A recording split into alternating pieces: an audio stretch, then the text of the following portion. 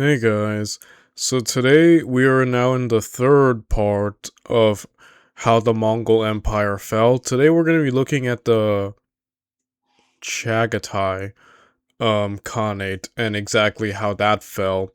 So if you want to watch the original video by Kings and Generals, the link is down in the description down below. It's always the first. And if you enjoy my content and want to help me out in any way, shape, or form, feel free to like, comment, and subscribe.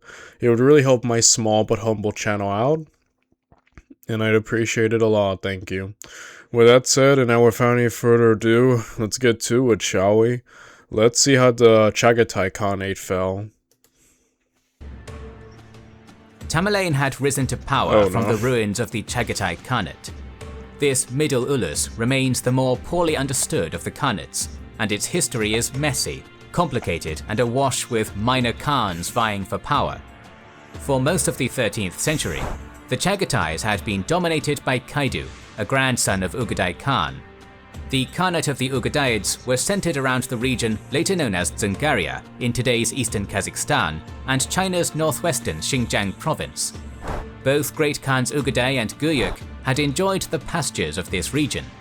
But following the seizure of power by Mongol Khan in 1251, the new Great Khan had ordered a purge of the Ugadaids and Chagataids. Most of the princes descended from Ugadai were killed, and their lands seized by the central government. Only a few minor princes survived, including the young Kaidu. Kaidu remained quiet in his isolated pastures until after Mungke's death in 1259. In the aftermath, Kaidu steadily sought to bring the former Ugadaic lands back under his control, fighting with the Chagatai Khans and backed briefly by the Golden Horde. By the 1270s, Kaidu was strong enough to not just reconstruct the Ugadaic Khanate and declare himself its Khan, but also begin to bring the disunited Chagatais under his influence. In 1282, he appointed Dua, a grandson of Chagatai, to the Chagatayid throne. Together, Dua and Kaidu provided a dangerous set of allies and would raid the Yuan Empire of Kublai Khan, even briefly arriving in the former capital of Karakoram.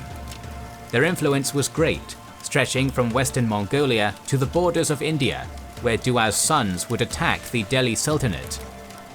Contrary to popular belief, though, there is no evidence that Kaidu ever tried to contend for the position of Great Khan. He was Khan of the Ugadaids and no friend to Kublai, but never sought to challenge Kublai for total supremacy over the Mongols. After Kaidu died of injuries sustained in battle in 1301, the Chagatai Khan Dua helped organize a peace between the Mongol Khanates, in fear that the other Khans might cooperate against him. In 1304 and 1305, the Mongols once again recognized the supremacy of the Great Khan, then Kublai's grandson, Timur Ulegite, albeit nominally.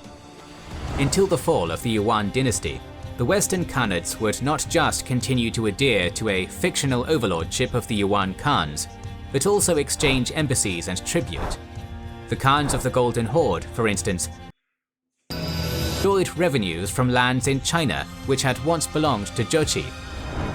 With this gap in hostilities, Yeah, he did cover that in the past videos, that the Yuan Khans were technically the overlords, though that was more in name than actual practice, though. I find that really interesting. That there was even that pretext at all, even though many were basically functioning independently. I don't know, I find that such a unique situation, you know?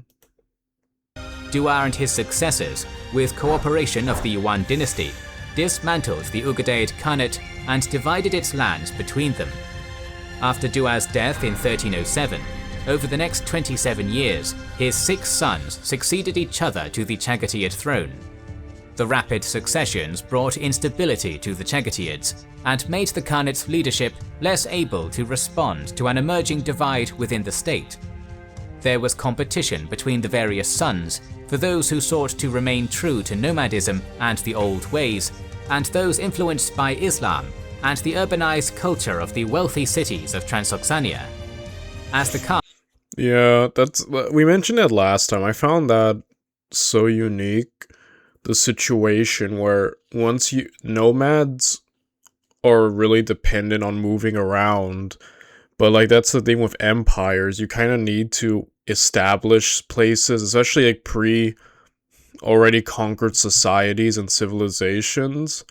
Like you have to like get off the saddle in a sense and like integrate yourself in a sense, rule and have like a capital and stuff. So like just moving around and being a complete nomad is not, I don't feel like, almost impossible in some way.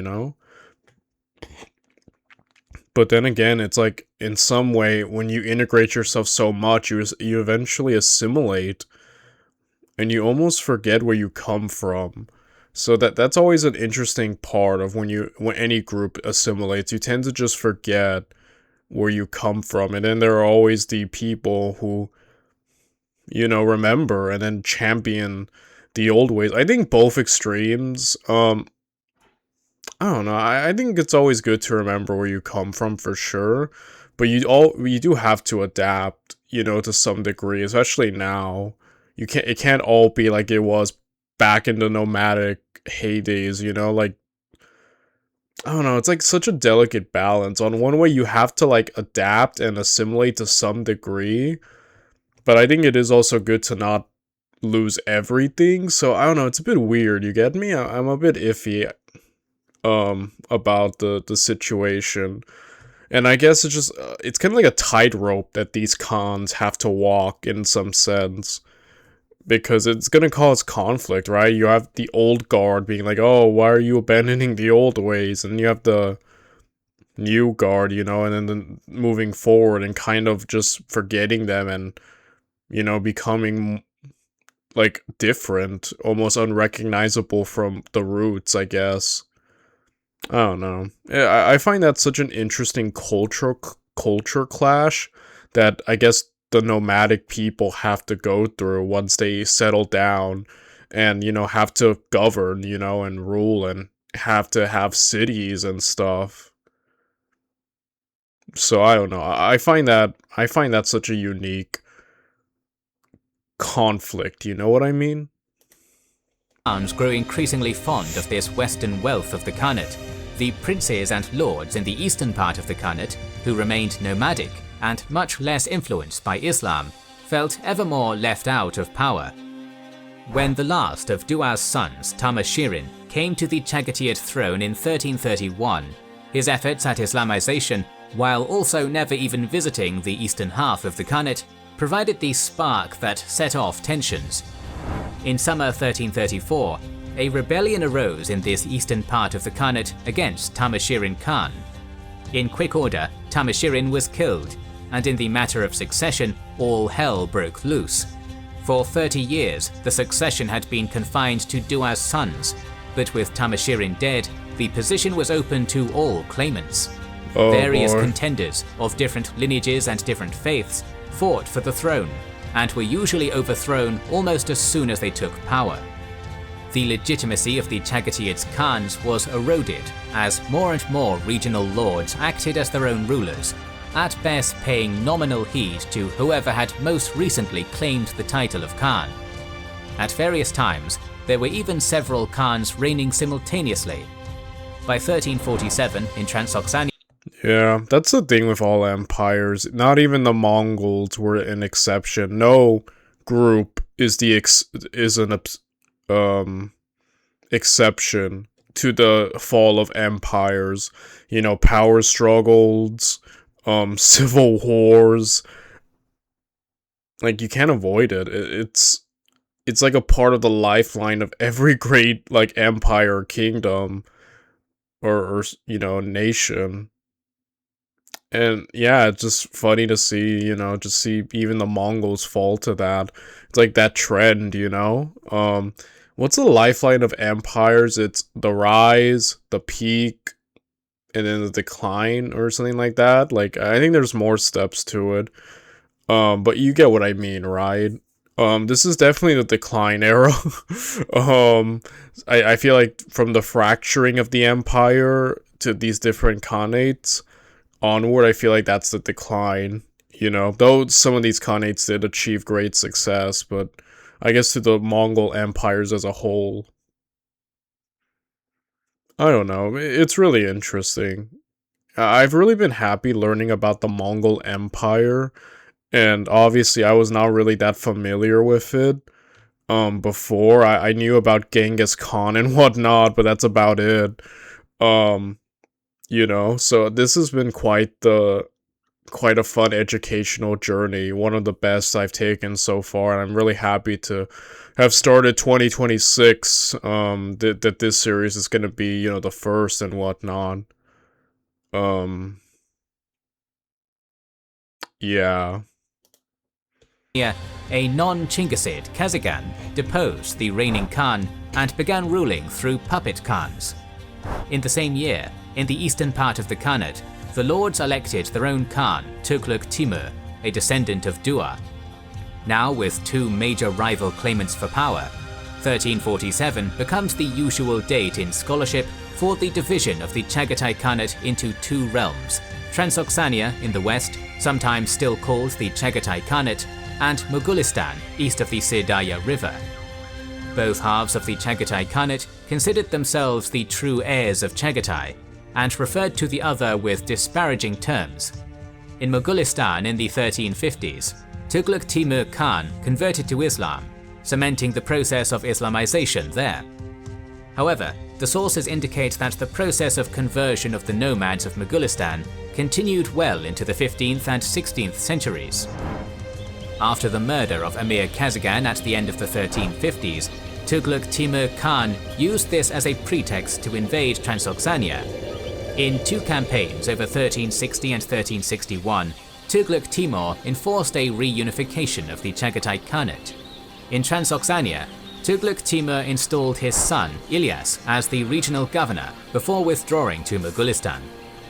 Many tribal leaders joined Tughluq Timur, while others fled, including Haji Beg, the chief of the Balas. One member of the upper echelons of the Balas did not flee, and was able to convince the conquering Tughluq Timur Khan to appoint him as head of the Balas in Haji Beg's absence. Oh no. This was the first appearance of the young Timur, although yeah, the Timur, the one that I know and the one that I fear. Every time he shows up, I'm just like, oh no. Timur. Well, what a menace that man was.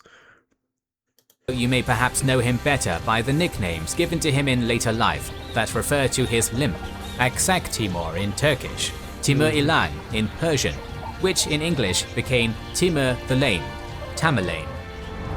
The Chagatai Khan Tughluq Timur did not enjoy his conquest, for like all good Chinggisid monarchs, he suddenly died in his early 30s in 13. Why is this a trend? From the Ilkhanate to now, all these guys are dying in their 30s. Holy crap.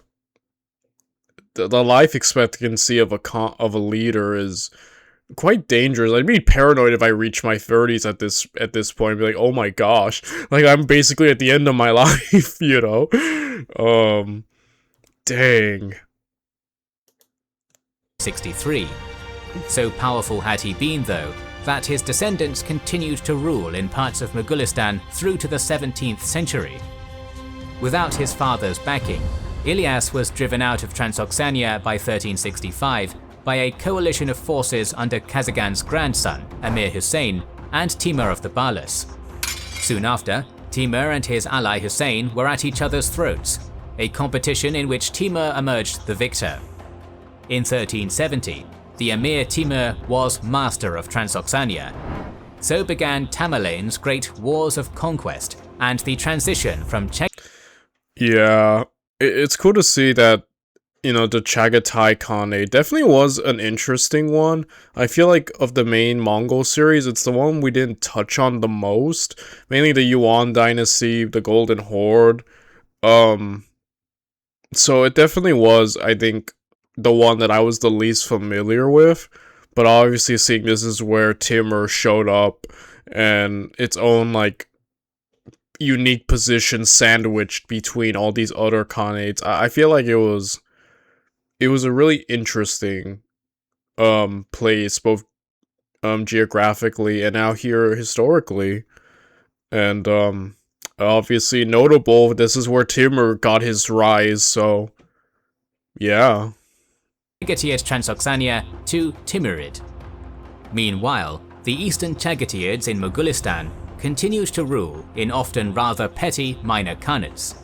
The very last of Chagatai's descendants would only be removed from power in 1705 by another Mongol state, the non-Chinggisid Dzungars. With that, we turn eastwards to Mongol rule in China. Yep, and then tomorrow we're going to be learning all about the Yuan dynasty. So yeah, I guess I'll see you guys tomorrow when we learn about how the Yuan dynasty fell. Bye everyone.